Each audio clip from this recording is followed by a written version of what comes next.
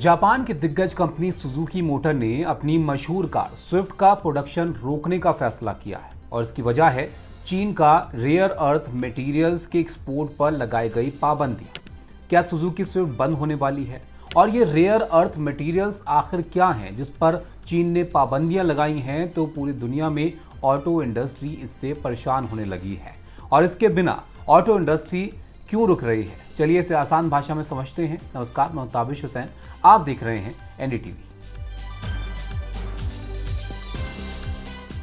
सबसे पहले चीन के इस फैसले के ऑटो इंडस्ट्री पर हो रहे असर की बात करते हैं। सुजुकी ने जापान में स्विफ्ट सब कॉम्पैक्ट कार के प्रोडक्शन को रोकने का फैसला किया है।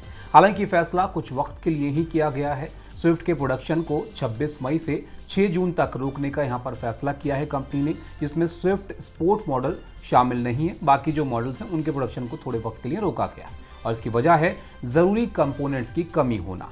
कंपोनेंट रेयर अर्थ मटेरियल से बनते हैं जिनके एक्सपोर्ट पर चीन ने कुछ पाबंदियां यहां पर लगा दी हैं, जिससे ये जो तमाम कंपनियां हैं ये थोड़ा परेशान हो रही हैं। सुजुकी स्विफ्ट भारत और जापान जैसे बाजारों में बहुत पॉपुलर कार मॉडल है। आप भी जानते हैं सालों से भारत में स्विफ्ट आ रही है। ऐसे कई देशों में सुजुकी स्विफ्ट मॉडल को अपने यहाँ पर बेचती है, इसको सेल करती है। सुजुकी स्विफ्ट की ग्लोबल डिमांड जबरदस्त है। भारत में ये कार मारुति सुजुकी की सबसे ज्यादा बिकने वाली कारों में शुमार है। भारत में इस कार की हर साल करीब 1.5 से 2 लाख यूनिट्स बिकती हैं और ये आंकड़े ये दिखाते हैं कि स्विफ्ट कितनी पॉपुलर है। प्रोडक्शन रुकने से इसकी उपलब्धता पर भी इसका असर पड़ सकता है। अब बात करते हैं कि चीन ने क्यों कीमती धातुओं के एक्सपोर्ट पर ये पाबंदियां यहां पर लगा दी हैं। चीन ने रेयर अर्थ मटेरियल जैसे samarium, gadolinium, terbium, dysprosium, lutetium, scandium और येट्रियम के एक्सपोर्ट पर पाबंदियां यहां पर लगाई हैं। ये जो मटेरियल्स हैं ये न सिर्फ ऑटोमोबाइल इंडस्ट्री बल्कि सेमीकंडक्टर और डिफेंस इंडस्ट्री के लिए भी ज़रूरी हैं और दुनिया के 70% रेयर अर्थ मटेरियल और करीब 90% रेयर अर्थ मैग्नेट का प्रोडक्शन चीन में होता है और इनका इस्तेमाल इलेक्ट्रिक मोटर, बैटरी, स्मार्टफोन जैसी कई चीज़ों को बनाने में किया जाता है।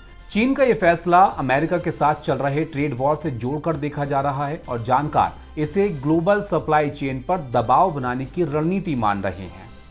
अब सवाल यह है कि अगर चीन की पाबंदियां जारी रहीं तो क्या होगा, इसका कैसा असर दुनिया भर में अलग अलग इंडस्ट्रीज पर पड़ेगा। क्या इलेक्ट्रिक गाड़ियां भी अब महंगी हो जाएंगी? चीन की पाबंदियों का सप्लाई चेन पर असर पड़ रहा है और अगर ये रोक ज्यादा वक्त तक यहाँ पर जारी रहती है तो फिर इलेक्ट्रिक गाड़ियों की प्रोडक्शन लागत बढ़ सकती है, डिलीवरी में देरी भी हो सकती है और ईवी की कीमतें भी बढ़ सकती हैं और इससे इलेक्ट्रिक गाड़ियों की डिमांड कम होने का खतरा भी पैदा हो सकता है।